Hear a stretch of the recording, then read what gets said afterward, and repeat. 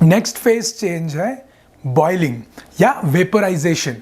Now इसका word पे ध्यान दीजिए, वेपर स्टार्ट ही हो रहा है वेपर से, तो vaporisation is the process of converting things into vapour, right. क्या कन्वर्ट होगा? लिक्विड वेपर में जब कन्वर्ट होता है उस प्रोसेस को हम लोग वेपोराइजेशन बोलते हैं या बॉइलिंग बोल देते हैं, ठीक है। सो कैसे होगा? जैसे हम लोगों ने देखा सॉलिड को अगर एनर्जी देते हैं, सॉलिड के अंदर में जो पार्टिकल्स हैं, जो मॉलिक्यूल्स हैं, अगर उनके काइनेटिक एनर्जी को बढ़ाया जाए तो वो लिक्विड में कन्वर्ट हो जाएगा। उसी तरह से अगर लिक्विड के अंदर के पार्टिकल्स को और ज्यादा एनर्जी दे दें तो क्या होगा? ये अपना टेम्परेचर राइज करेगा और राइज करेगा, लेकिन एक ऐसा टेम्परेचर पहुंचेगा जिसमें कि ये लिक्विड में इतना एनर्जी हो जाएगा कि लिक्विड बन जाएगा गैस। कैसे? ये अपना जो फोर्स है, अपने आसपास के मॉलिक्यूल्स का जो फोर्स उस पर किसी भी मॉलिक्यूल पे लग रहा है, वो और उसको तोड़ के और ज्यादा फ्री हो जाएगा। तो उस टेम्परेचर को हम लोग बोलेंगे बॉइलिंग पॉइंट। और जो काम होगा, जो फेज चेंज हो रहा है, जो फिनोमेनॉन को हम लोग वेपराइजेशन या बॉइलिंग बोलते हैं, है ना।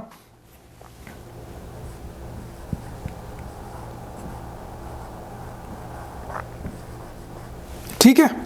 इसी का उल्टा को क्या बोलते हैं? कंडेंसेशन, है ना। कि अगर जो चीज हम लोगों ने लिक्विड से गैस में कन्वर्ट करी, उसी चीज को अगर हम फ्रीज करते हैं या उसके टेम्परेचर को हम कम कर दें, कूल कर दें उसको, तो वो बन जाएगा गैस से लिक्विड। तो ये प्रोसेस को बोलते हैं condensation. Now how it happens exactly is a thing that you have to understand. Why? Because मान लीजिए कि लिक्विड है और यहां से आपने उसको हीट देना शुरू किया, ठीक है। लिक्विड है, हीट देना शुरू किया। Now you will observe it, अगर आप पानी गर्म करें या दूध गर्म करें तो गर्म होता है। But there comes a point when इतना गर्म हो जाता है कि पूरा जो पानी है अंदर से, not just on the surface, वो पूरा ही खौलने लगता है, पूरा ही बॉयल होने लगता है। So it does not matter कि कोई भी मॉलिक्यूल ऊपर है या नीचे है, all these things are undergoing a phase transition from liquid to gas. और आप देखेंगे कि इस तरह का गैस निकलने लगता है ना, वेपर निकलने लगता है। तो इसका मतलब क्या हो रहा है कि जो लिक्विड है वो इतना एनर्जी लेके वो गैस में एक्चुअली कन्वर्ट हो रहा है ना। इसी चीज में अगर आप कोई ठंडा चीज अगर यहाँ पे रख दें, अगर इसका ढक्कन यहाँ पे खोल के ऐसे रख दें, तो क्या होगा? यहाँ पे बीड्स ऑफ कंडेंसेशन आने लगेगा। तो यही है वेपर, जो यहां से शुरू हुआ है, जो लिक्विड फेज में था, लिक्विड फेज में शुरू हुआ, वो वेपर में कन्वर्ट हुआ, तो ये हो गया वेपराइजेशन या बॉइलिंग। और इसी चीज को, ये वेपर अगर हम ठंडा कर दें तो ये कंडेंसेशन हो गया। नाउ ऐसा नहीं है कि सिर्फ सरफेस से ही ये वेपराइजेशन हो रहा है या बॉइलिंग हो रहा है, बिकॉज अब देख रहे हैं पूरा जो कंटेनर है वो पूरा ही खोल रहा है, not just the surface, it's everything is in motion, ठीक है। तो ये जो प्रोसेस है ये बॉइलिंग है। लेकिन एक और प्रोसेस होता है हम लोग के नेचर में, आप लोगों ने देखा होगा कि मान लीजिए आपका पानी फर्श पे गिरा हुआ है ना, या रोड पे गिरा हुआ है, वो पानी धीरे धीरे लिक्विड से वेपर फॉर्म में कन्वर्ट हो रहा है। वरना पानी जा कहाँ रहा है? पानी तो अब नहीं रहा, पानी तो अब वैनिश हो गया, है ना। तो क्या बोलते हैं? एवापोरेट हो रहा है।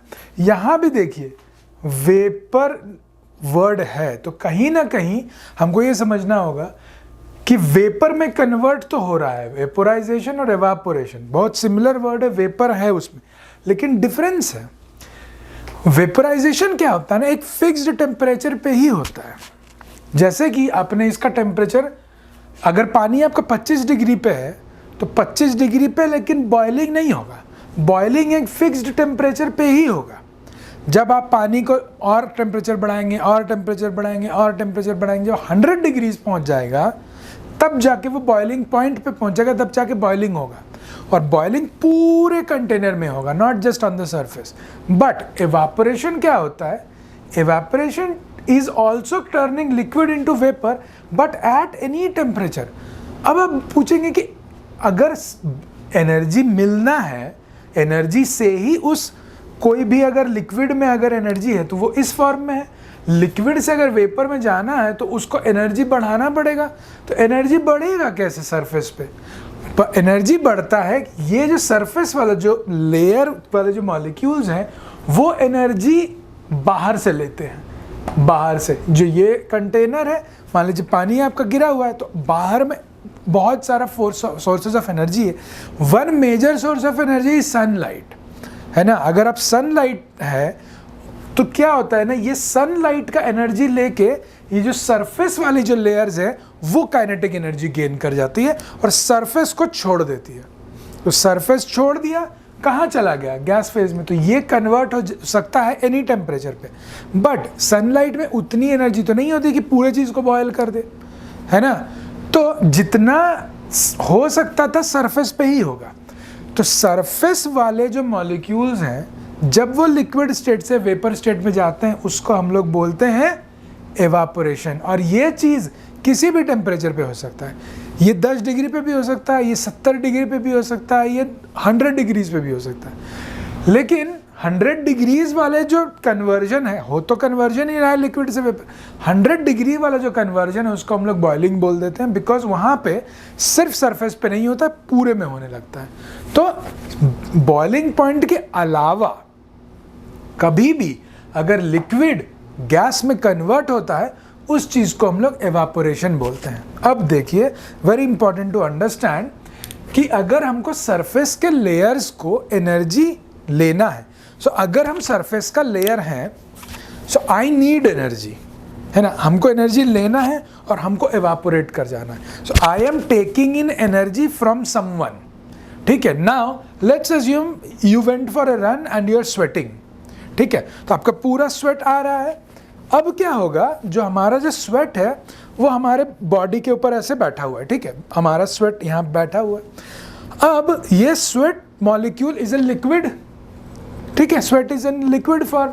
तो स्वेट बैठा है, तो स्वेट का मान लीजिए जो सबसे ऊपर वाला जो लेयर होगा, देखिए है तो बहुत पतला, लेकिन माइक्रोस्कोपिक लेवल में अगर आप देखें या उससे भी कम एटॉमिक लेवल में अगर आप देखें तो बहुत सारे मॉलिक्यूल्स वहाँ पे होंगे। तो सबसे ऊपर वाला जो मॉलिक्यूल होगा वो क्या कर रहा है, ऐसे एनवायरनमेंट के कांटेक्ट में है और बॉडी के कांटेक्ट में है। तो वो क्या करेगा, जो सरफेस वाला लेयर है वो बॉडी से हीट ले लेगा, क्योंकि इसको क्या चाहिए, इसको एनर्जी चाहिए ताकि ये गैस में कन्वर्ट हो, वेपर में कन्वर्ट हो, एवापोरेट करे। तो क्या हुआ, जो सरफेस वाला जो स्वेट वाला जो लेयर है पानी का, वो मेरे बॉडी से हीट ले लिया। तो मेरे बॉडी को क्या फील हुआ, ठंडा फील हुआ। मेरे बॉडी से अगर हीट निकला तो हमको क्या फील होगा, ठंडा। तो वही एनर्जी उस मॉलिक्यूल को मिला, सरफेस वाले स्वेट लेयर के मॉलिक्यूल को मिला, और वो स्वेट एवापोरेट कर गया। फिर दूसरा आया, वो फिर मेरे बॉडी से एनर्जी लिया, फिर वो एवापोरेट कर गया। तो एवापोरेशन जब स्वेट हो रहा है, स्वेट का एवापोरेशन आपको क्या एहसास देगा, ठंडक का, आपको कूल फील करवाएगा। क्यों, समझ में आ रहा है? बिकॉज इसको एनर्जी चाहिए। एनर्जी कौन दे रहा है, आपका बॉडी दे रहा है इस केस में। अब देखिए कि अगर मान लीजिए किसी कारण से आपका बॉडी एनर्जी दे तो रहा है, लेकिन वो जो सरफेस वाला जो मॉलिक्यूल है वो अगर वेपर में चेंज नहीं हो पा रहा है, कैसे हो सकता है? अब आप सोचिए कि आप स्वेट करके आए हैं एक ड्राई कंडीशन में, बाहर मान लीजिए ड्राई है, ठीक है, बहुत ज़्यादा पसीना ऐसे नहीं आ रहा है, ह्यूमिडिटी ज़्यादा नहीं है। जैसे कभी कभी बहुत ज़्यादा ह्यूमिडिटी हो जाता है, कैलकाटा वगैरह एरिया में बहुत ज़्यादा ह्यूमिडिटी होता है। हम लोग जब खड़गपुर में थे, it's very humid, but there are some other locations which are not so humid. मान लीजिए कभी कभी हवा चल रहा है तो इट्स नॉट बीइंग ह्यूमिड, ठीक है। तो अगर हवा चल रहा है, हवा चल रही है और मान लीजिए ह्यूमिड कंडीशन नहीं है, थोड़ा ड्राई कंडीशन है, तो क्या होगा कि ये जो स्वेट का जो मॉलिक्यूल है ना वाटर का, ये इजीली एवापोरेट करेगा। क्यों? बिकॉज जो एनवायरनमेंट में अगर ह्यूमिड है, ह्यूमिड मतलब क्या कि ह्यूमिड एटमॉस्फेयर में पहले से बहुत सारा वेपर ऑलरेडी है, that is a humid condition, पहले से बहुत ज़्यादा वेपर है।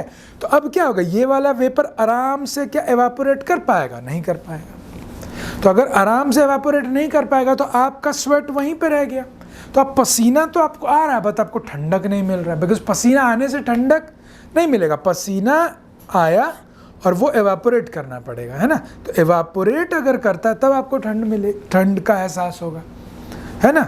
तो इसीलिए अब अगर मान लीजिए हवा चला तो क्या हुआ कि ये वाला जो मॉलिक्यूल है इसके ऊपर मान लीजिए ये वाला एटमॉस्फेयर था, ये वाला एटमॉस्फेयर में मान लीजिए पूरा आपका जो आपको एवापोरेट कर करके यहाँ पे सैचुरेट हो गया है और एवापोरेट नहीं हो पा रहा। मान लीजिए हवा चला थोड़ा तो ये वाला हट गया, एयर जिसमें आपका स्वेट जा रहा था वाटर से वेपर में, लिक्विड से वेपर में। अब क्या हो गया, हवा चला तो ये हट गया, नया आया एटमॉस्फेयर, नया एयर काइंड ऑफ आया जो कि उतना सैचुरेटेड नहीं है। अब फिर से ये चीज़ एवापोरेट करने लगा, इसीलिए हवा चलने पे भी एवापोरेशन फास्ट हो जाता है ना। हवा चलने पे भी एवापोरेशन फास्ट हो जाएगा और अगर कम ह्यूमिड कंडीशन रहा तो भी एवापोरेशन फास्ट होता है। तो ये दो कंडीशन में आप अगर स्वेट करेंगे तो आपको अगर वो स्वेट एवापोरेट कर जाता है तो इजी होगा। सेम कंडीशन होता है आपका जो घड़ा में, जो अर्दन पॉट होता था ना पहले जिसमें लोग पानी रखते थे, सुराही बोलते थे। तो सुराही में क्या होता था, गर्मी के टाइम भागलपुर में बहुत जगह पे मिलने लगता था, एकदम सुंदर घड़ा टाइप का, सुराही टाइप का मिलने लगता था। उसका क्या फ़ायदा है, उसका भी यही फंडा है कि अंदर में पानी है। अब अर्दन पॉट है ना, मिट्टी का बना हुआ है, तो वो पानी थोड़ा पर्कुलेट कर करके, मतलब पानी सोखता है ना, पानी कैपिलरी एक्शन से, वो हम बताएंगे, वो सोखता है पानी, ठीक है। तो पानी अपने सुराही में पानी भरा, अंदर में पानी भरा, और जो पानी अंदर है वो मिट्टी का जो लेयर है उसको पकड़ के बाहर आया। अब जो बाहर आया, अंदर का पानी अब बाहर आ गया है, तो घड़ा कैसे गीला होता है, गीला हुआ। अब वो जो पानी है वो अब एवापोरेट कर रहा है।